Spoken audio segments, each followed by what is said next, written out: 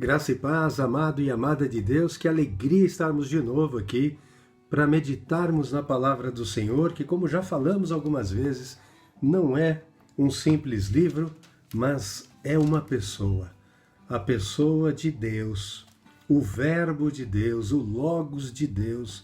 E essa palavra esteve entre nós há aproximadamente 2000 anos, se revelou ao mundo, mostrou ser quem era, ou seja, o próprio Deus, o verdadeiro Deus e a vida eterna, conforme o apóstolo João diz em sua primeira carta, no capítulo 5, no versículo 20. E ela esteve entre nós aqui e mostrou com poder através das obras que realizava, dos milagres que fazia, agindo com poder, com autoridade. E ele veio com um propósito, com o propósito de cumprir os mandamentos que ele mesmo deu lá no Antigo Testamento, na época de Moisés, que serviu ali como um tutor, né? Aquela lei foi dada como uma forma de preparar um povo, e essa lei servia ali para fazer com que esse povo tivesse uma identidade. Só que não era um reino deste mundo. Nós somos cidadãos do reino dos céus, do reino de Deus. Mas estamos aqui na terra com um propósito. E Deus nos chamou para este propósito. Ele nos deu esse privilégio. Ele veio também para levar o povo ao arrependimento, porque cada um caminhava pelo seu próprio caminho, cada um fazendo o que achava melhor, e naturalmente caminhando por aquele caminho largo, né? Passando pela porta larga que levava à perdição.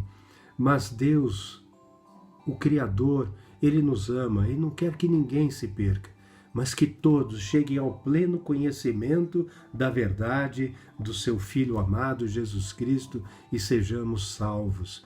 Salvos pela graça de Deus, não por nossas próprias obras, porque a palavra nos diz lá em Isaías, no capítulo 64, que as nossas boas obras são como pano imundo diante de Deus. Por quê? Porque nós somos pecadores, amados. Todos nós, todos os seres humanos pecam diariamente, seja em pensamento, seja em palavras, seja em atitude. Pode até achar ou parecer ser bom diante dos padrões humanos, diante dos padrões da sociedade. Ah, mas eu não roubo, não mato, não adultero, pago os meus impostos em dia. Amados, não caia neste pecado do orgulho e da soberba.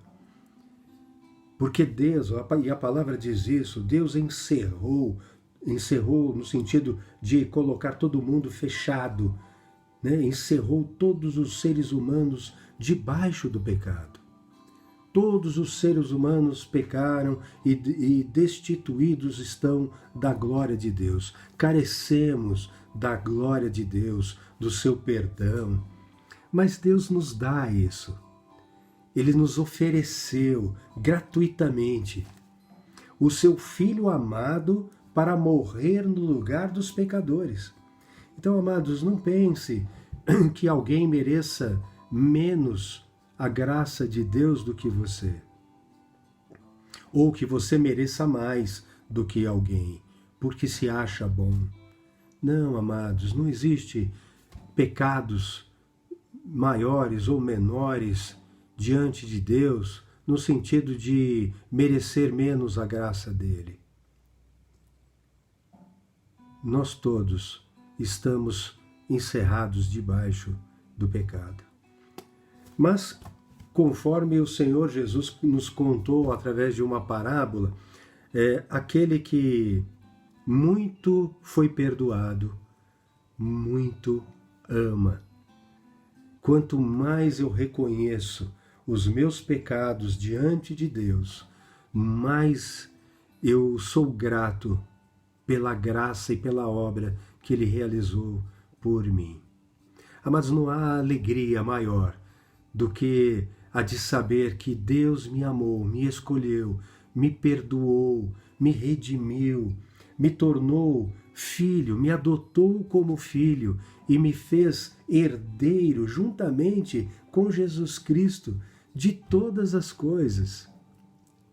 O meu Pai criou todo o universo, Ele é dono de tudo.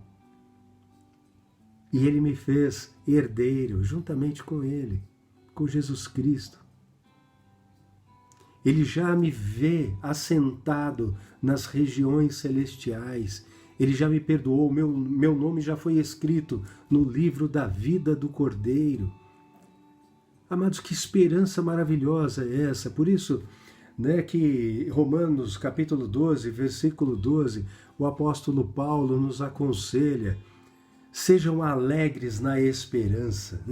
A esperança significa, estou esperando algo de uma forma convicta através da fé, e a fé é isso, a certeza de fatos que nós não vemos, a convicção de coisas que a gente ainda não vê, mas que espera, porque crê, e crê naquele que prometeu. Então alegrai-vos na esperança, porque Paulo também diz, no capítulo 8 de Romanos, que as aflições do tempo presente não podem ser comparados com a glória que há de ser revelada em nós. Nós, os seus filhos, pela fé em Jesus Cristo. Não há outra forma, amados, de nos tornarmos filhos de Deus, a não ser pela fé em Jesus Cristo. Foi para isso que Ele veio. E nós podemos ter essa certeza no Evangelho de João, no capítulo 1, quando nós lemos lá, que a todos quanto o receberam, todos quanto receberam Jesus Cristo como seu único e suficiente Senhor e Salvador, deu-lhes o poder, Deus nos deu o poder de nos tornarmos filhos de Deus.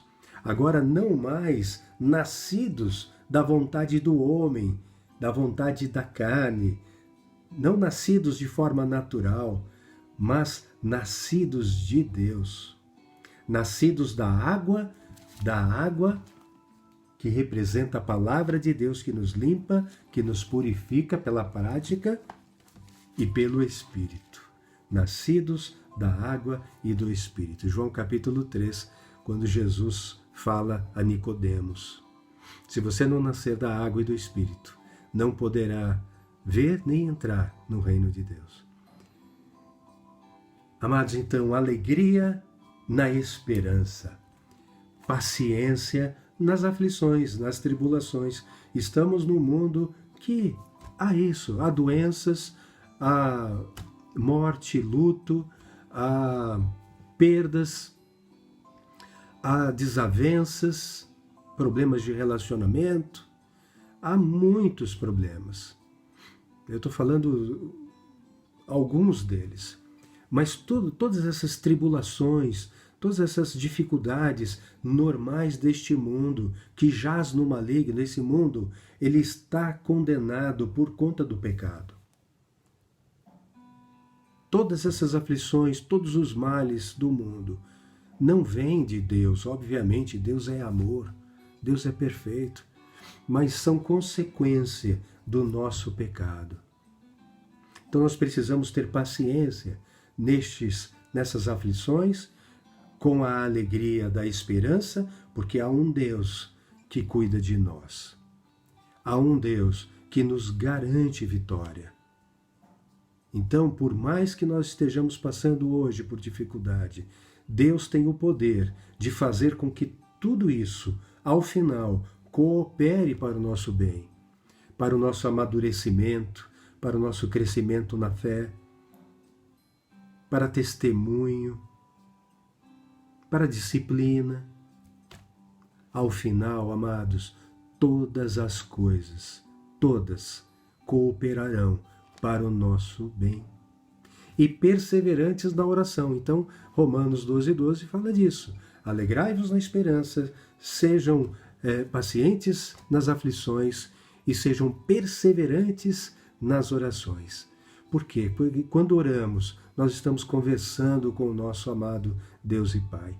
E quando orarmos, amados, peça para que o Espírito Santo guie vocês nas orações, porque nós temos fraquezas e não sabemos pedir como convém. Mas tudo que nós pedirmos, de acordo com o desejo e com os planos de Deus, essas coisas todas se realizarão. Amados, tudo que eu estou falando aqui para vocês está na palavra do Senhor. Olha só, 10 minutos aqui falando já da palavra de Deus, porque é o que mais me enche o coração. A boca fala daquilo que o coração está cheio. Então, amados, se você quer saber o que há no seu coração, presta atenção no que você fala. Se você anda falando bobeira, bobagens, e se irando, xingando, reclamando, tudo isso é o que está dentro do teu coração. E você acha que essas coisas glorificam o nome de Deus? Vocês acham que podem fazer isso para glorificar o nosso Pai amado, celestial? Então, amados, comecem a se encher do que realmente vale a pena. A gente viu lá também, já vimos algumas vezes, ainda no capítulo 12 de Romanos, versículo 2, e não tomem a forma, não vivam conforme os padrões deste mundo. Não vivam conforme os padrões do mundo, mas deixem-se transformar. Permita que Deus te transforme pela renovação da mente, para que vocês conheçam e experimentem, que é mais do que conhecer, experimentar como é boa, agradável e é perfeita a vontade de Deus. Como isso nos faz bem, nos enche de alegria. É isso, amados. E como é que nós vamos permitir que Deus nos transforme? Como é que eu posso renovar? O que é renovar a mente? É assim, se eu estou enchendo a minha mente, o meu coração, de coisas que não são boas, estou assistindo o que não devo, convivendo com pessoas que só falam bobagem, gosto de tudo aquilo que é contrário à palavra de Deus, eu estou me enchendo dessas coisas. É natural que a hora que eu fale, a minha boca proclame aquilo que meu coração ficou cheio. Então eu preciso me encher agora de algo melhor. E pelo menos às segundas-feiras, amados, nós temos aqui um bom alimento para renovar a nossa mente. Eu espero que isso aconteça com você hoje, e não apenas hoje, mas que você faça isso todos os dias. Amém? Senhor Deus, obrigado, Pai, por esse tempo. Abençoa, Senhor, agora, enquanto lemos a Tua palavra, que, Senhor, se eu possa mesmo nos transformar conforme a Tua vontade, conforme o Teu bom plano para a nossa vida, porque nós sabemos, Paizinho, que os Teus planos para nós são sempre planos de paz, nunca de mal, para nos darmos um futuro e uma esperança. Conforme o Senhor nos fala através do profeta Jeremias, ó Pai, lá no capítulo 29, ó Deus. Pai, que cada um dos amados que aqui está tenha no seu coração o mesmo amor que o Senhor tem colocado no meu, e que a Tua palavra realmente faça-os experimentar essa relação que nós temos, ó Senhor, de temor, de amor, de respeito. Oh, Pai, maravilhoso és. Abençoa cada um desses amados, em nome de Jesus. Amém. Amados, vamos lá no Evangelho de Lucas. Eu quero ler com vocês, a gente vai voltar alguns trechinhos, mas eu quero começar aqui pelo versículos 9 e 10. Lucas capítulo 8, versos 9 e 10. E mais uma vez eu lembro que aqui abaixo, no descritivo do vídeo, eu coloco esses textos na versão Nova Almeida atualizada, a NAA, para que vocês possam acompanhar junto comigo. Outras versões vão falar as mesmas coisas com palavras diferentes, Amados, diz assim a palavra de Deus. Então os discípulos de Jesus lhe perguntaram o que significava essa parábola. Jesus respondeu: a vocês é dado conhecer os mistérios do reino de Deus, mas aos demais fala-se por parábolas, para que, vendo, não vejam, e ouvindo, não entendam. Amados, vamos até um pouquinho adiante. Verso 11 diz assim: este é o significado da parábola. A semente é a palavra de Deus. Os que estão à beira do caminho são os que ouviram, depois vem o diabo e tira-lhes a palavra do coração, para não acontecer que, crendo, sejam salvos. Até aqui, amados. Já a gente vai voltar na parábola, mas Jesus acabou de contar a parábola do semeador. E eu acho interessante, né, que os discípulos pediam para Jesus explicar.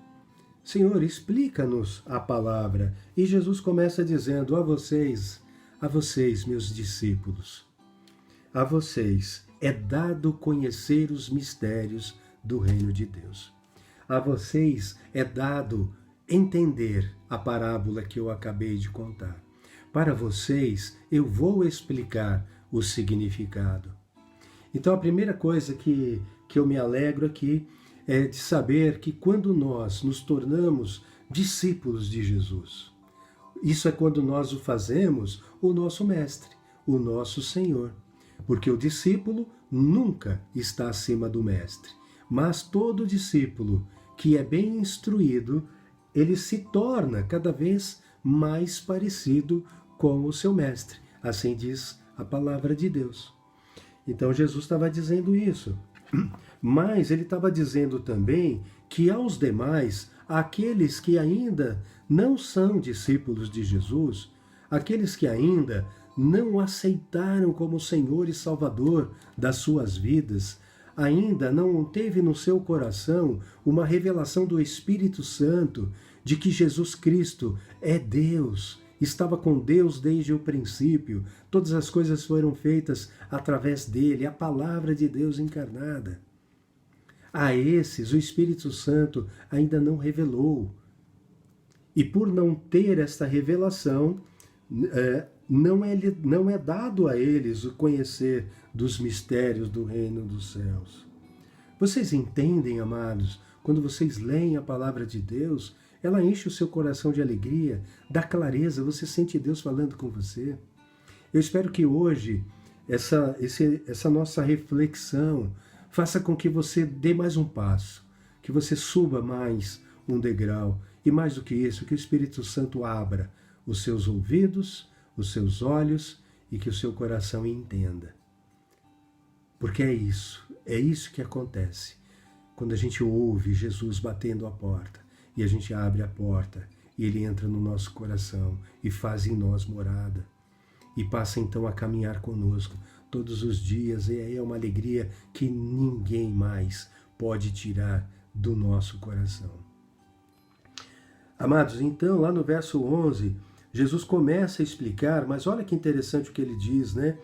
Esse é o significado da parábola. A semente que o semeador lançou é a palavra de Deus. Os que estão à beira do caminho são os que ouvem a palavra. Somos nós. Todos que ouvem a palavra de Deus são os que estão à beira do caminho. A palavra foi lançada para nós, né? Mas o que acontece? Depois vem o diabo e tira-lhes a palavra do coração, para não acontecer que, crendo, sejam salvos. Olha só qual é o propósito do diabo, dos demônios, de Satanás, do inimigo de Deus e nosso. O propósito dele é que você ouça a palavra e não entenda. Para quê? Para que você não creia. E não crendo, você não seja salvo. Este é o propósito de Satanás. Este é o propósito do inimigo. Deus nos enviou Jesus Cristo. Deus enviou profetas. Deus nos deixou a sua palavra com o propósito de nós o conhecermos. E pela fé, então, podermos ter os nossos pecados, fé em Cristo, fé em Jesus Cristo, ter os nossos pecados perdoados. João 3,16. E Deus enviou o seu único filho, o seu filho unigênito, para que todo aquele que nele crê não pereça, mas tenha a vida eterna. Então este é o propósito e do amor de Deus para com a nossa vida. Mas Satanás quer de toda forma arrebatar a palavra que foi semeada no teu coração, para que essa palavra seja infrutífera. Ele arranca, arrebatar é isso, né? Ele arranca essa palavra do teu coração, para que você não creia. Por quê? Porque quando a gente crê, o crer nos leva à obediência. O crer nos leva a Cristo. Muitas pessoas, amados, ouvem a palavra de Deus, vão nas igrejas, né? Todos os domingos, ou até durante a semana, ouve a palavra de Deus, mas pensando em outras coisas. E aí sai de lá e aquela palavra, o diabo arrebata do coração da pessoa. E a palavra fica infrutífera.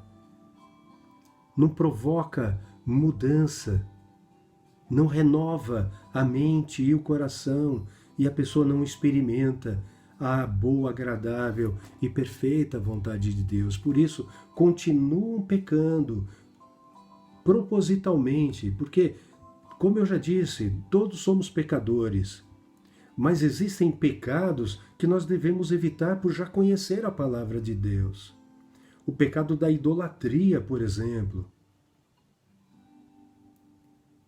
Amados, por que, se Deus está dizendo, não prestem culto a nada, a ninguém, a não ser a mim? Por que eu vou prestar culto? Por que eu vou confiar em alguém que já morreu quando Deus diz, eu sou o caminho, a verdade e a vida? Eu abri um novo caminho para vocês. Através de mim, o véu foi rasgado de cima a baixo. Vocês têm acesso ao Santo dos Santos.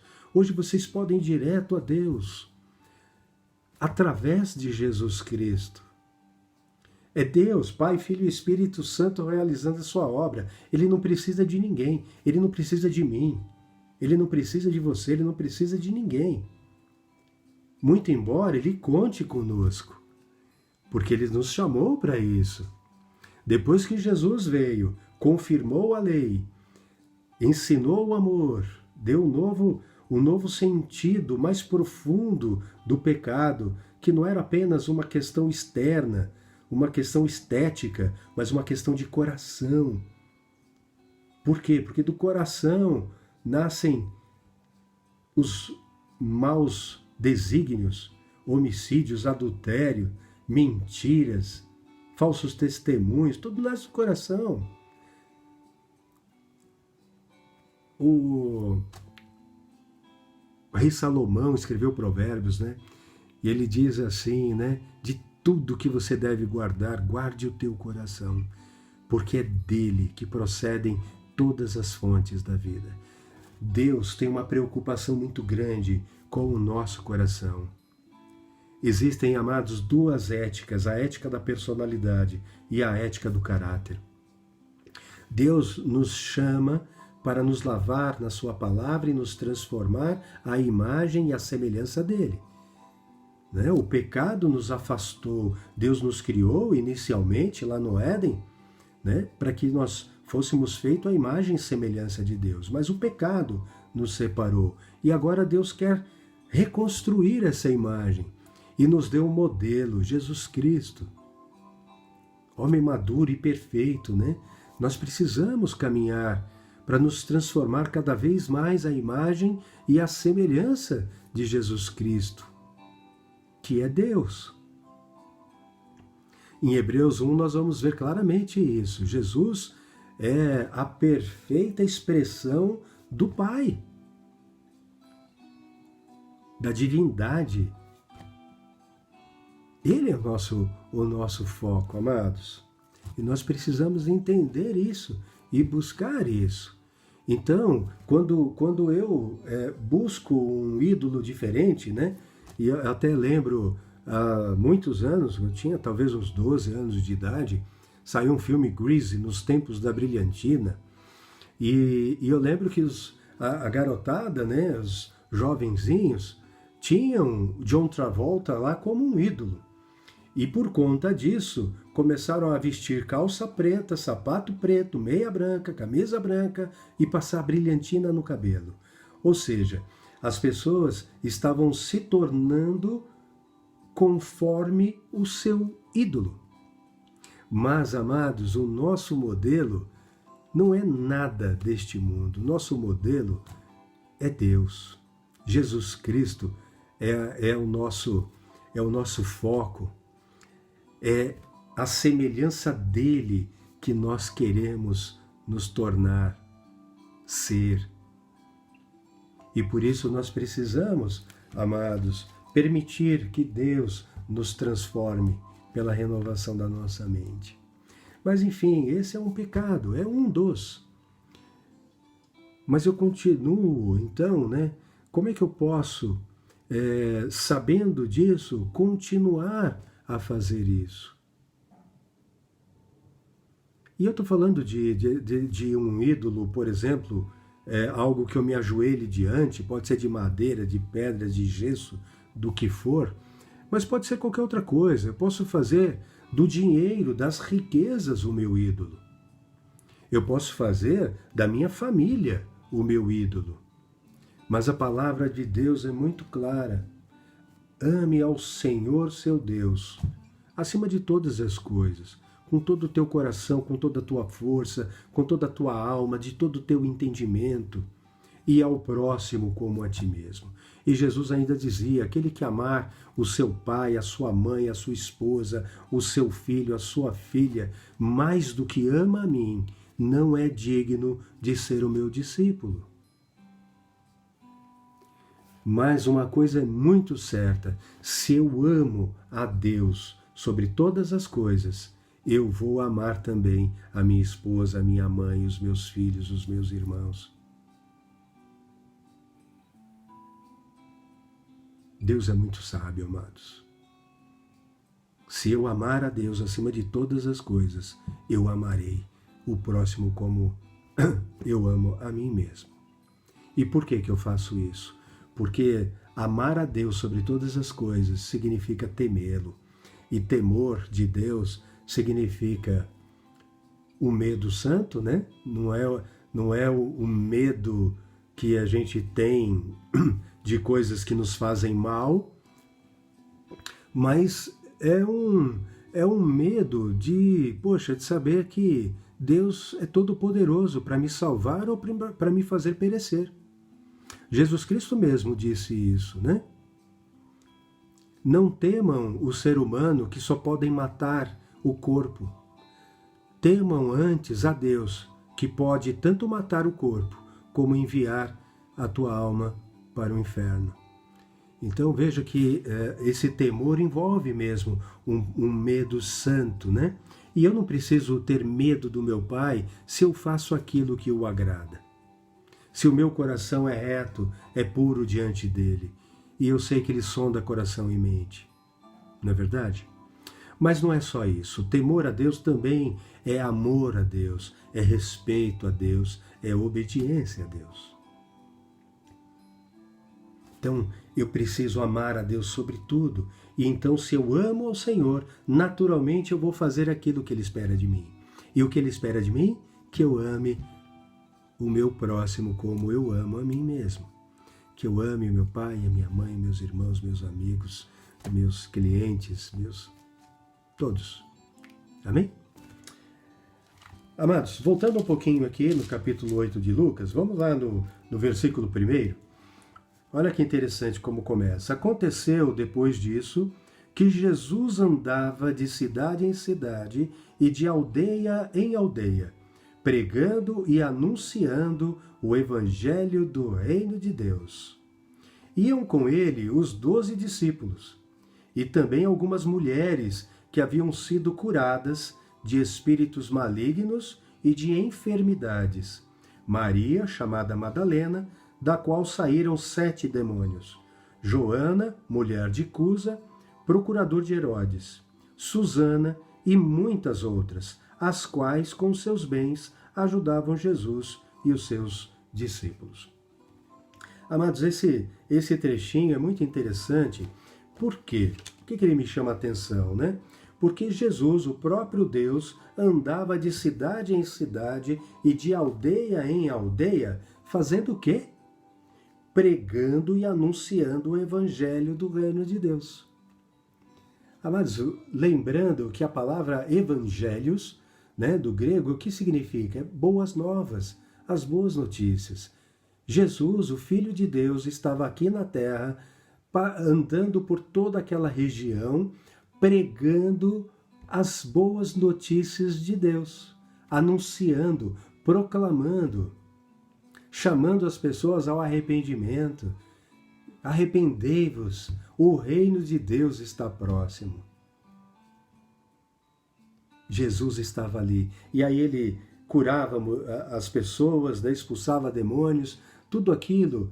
E aí o evangelista João deixa muito claro, né, que todos aqueles milagres foram feitos por Deus, por Jesus Cristo, para que nós soubéssemos crescêssemos que ele realmente era o Filho de Deus, e crendo, nós pudéssemos então ser salvos. Esse foi o propósito de Deus ao fazer tantos milagres aqui na terra, para que você creia, né? Então Jesus falando, né? Eu faço todos esses sinais para que você creia que eu sou Deus. Eu sou o Filho, o Deus Filho, e que você então, crendo, tenha vida eterna em mim. Tenha os seus pecados perdoados na obra que eu farei logo mais na cruz do Calvário, e de fato fez, por todos aqueles que creem nele. Todo o nosso inscrito de dívida pregado ali na cruz do Calvário. A obra de Deus maravilhosa. E aí nós vimos aqui que Jesus caminhava anunciando o Evangelho e os seus discípulos com ele, e junto com ele aqueles a quem já haviam sido curados, salvos. Por amor, eles entenderam. Cada vez que Jesus curava alguém, ele dizia antes: os seus pecados foram perdoados. A sua fé te salvou. Jesus estava muito mais preocupado, amados, com a salvação das pessoas. Muito mais do que a cura. Mas sendo Deus e tendo como isso como um propósito, também curava. Uma vez os fariseus ficaram pensando no coração, né? Quem esse cara pensa que é, perdoando pecados, porque só Deus pode perdoar pecados. De fato é, só que Jesus é Deus. Então Jesus, conhecendo o coração, disse assim: o que é mais difícil, dizer seus pecados estão perdoados? Ou dizer: levanta, toma o teu leito e anda, né? Se referindo a um paralítico que estava ali, né? Levado por 4 amigos. E aí Jesus completa assim, né? Para que vocês saibam que o Filho do Homem tem autoridade para perdoar pecados. Eu te digo, levanta, tome o teu leito e anda. Então Jesus disse assim, né? É mais fácil falar seus pecados estão perdoados, mas é impossível ao ser humano dizer ao paralítico: levanta, toma o teu leito e anda. Mas ele fez isso para dizer que perdoar pecados também era algo sob a sua autoridade. Amados, aí continua no verso 4, né? Quando uma grande multidão se reuniu e pessoas de todas as cidades vieram até Jesus, ele disse por parábola: um semeador saiu a semear, e ao semear uma parte caiu à beira do caminho, foi pisada, e as aves do céu a comeram. Outra parte caiu sobre a pedra, e tendo crescido, secou por falta de umidade. Outra caiu no meio dos espinhos, e os espinhos, ao crescerem com ela, a sufocaram. Outra, enfim, caiu em boa terra, cresceu e produziu a 100 por 1. Dizendo isso, Jesus clamou: quem tem ouvidos para ouvir, ouça. Quem tem ouvidos para ouvir, ouça. Quem tem ouvidos para ouvir, ouça. Ó Senhor Deus, Pai amado, Espírito Santo, dá ouvidos a esses meus amados, para que eles ouçam. Ouçam a Deus, não ouçam a mim, ouçam o Senhor. Amados, e aí Jesus no versículo 11, ele começa, a gente já leu esse versículo, mas vamos concluí-lo. Este é o significado da parábola, né? Quando então os discípulos pedem, Senhor, me explica a parábola, né? Esse é o significado, a semente é a palavra de Deus. Os que estão à beira do caminho são os que a ouviram. Depois vem o diabo e tira-lhes a palavra do coração, para não acontecer que, crendo, sejam salvos. Amados, em nome de Jesus, que essa palavra não seja arrebatada pelo inimigo do teu coração. Medite nela, carregue-a, regue-a, medite, ore, permita que ela dê fruto na tua vida. Em nome de Jesus, o diabo não vai arrancá-la do teu coração. Verso 13. Os que estão sobre a pedra são os que, ouvindo a palavra, a recebem com alegria. Estes não têm raiz, creem apenas por algum tempo e na hora da provação se desviam. Amados, vocês ficaram alegres ao ouvir essa palavra de Deus? Então eu oro ao Senhor em nome de Jesus que ela não tenha pouco tempo de duração no teu coração, mas que elas permaneçam. Para que ela permaneça hoje, à noite, ao dormir, amanhã, ao levantar, você continue pensando nela. Não será uma semente lançada num lugar com pedras, mas seu coração, sendo uma terra boa e fértil, vai formar raízes e ela vai crescer e vai dar muitos frutos para a eternidade, em nome de Jesus.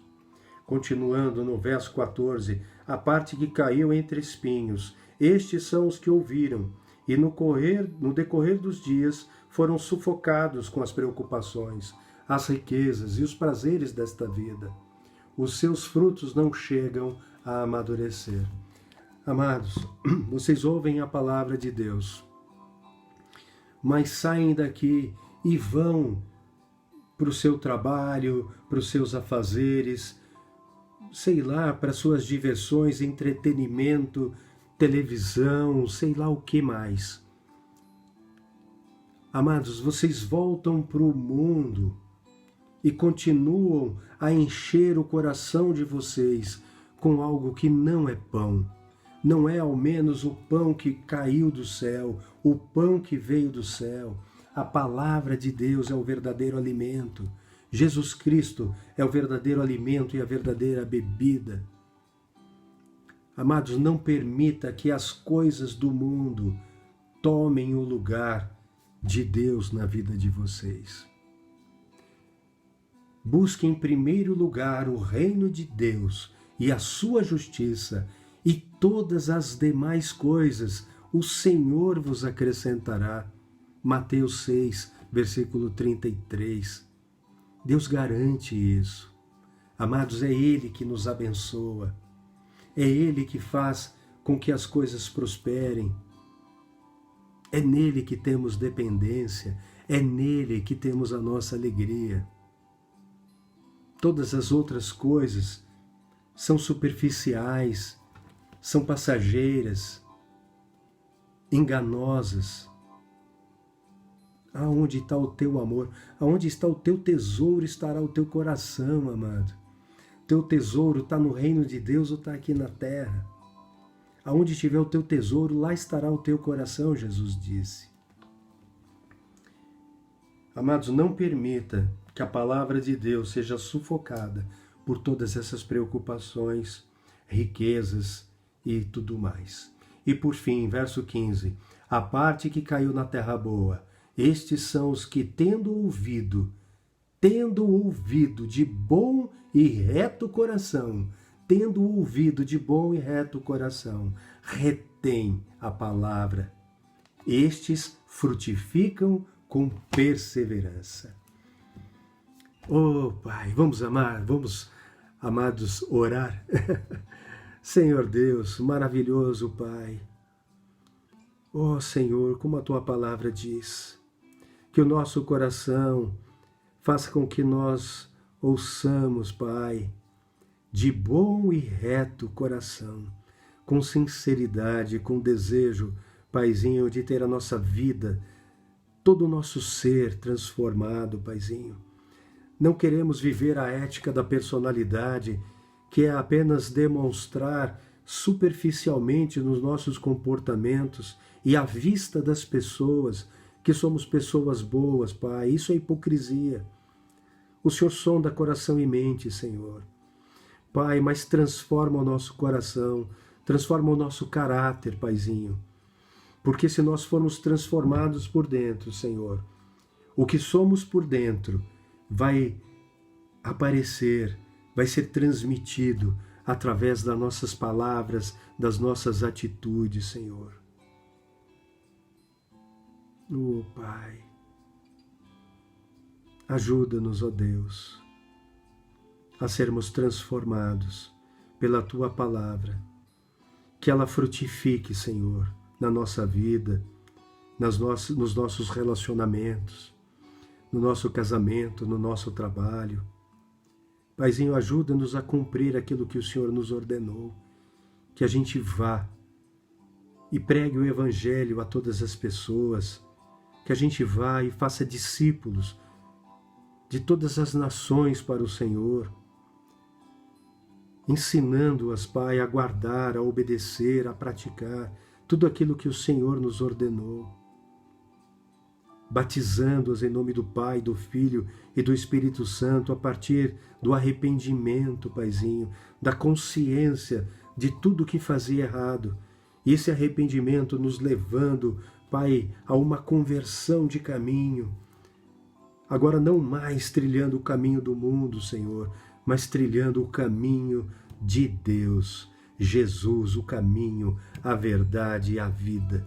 Oh, Pai, ajuda-nos, Senhor. Pai, fala no coração de cada um desses amados, ó Deus. Faz, Senhor. Faz a sua obra, Senhor. Alcança cada um deles, meu Pai. Por amor, por misericórdia. Obrigado, meu Deus. Obrigado por tudo. Nós te amamos, Pai. E te agradecemos. Em nome do Senhor Jesus. Amém. Amém. Amados, uma semana de bênção, na presença de Deus, em nome de Jesus. Amém.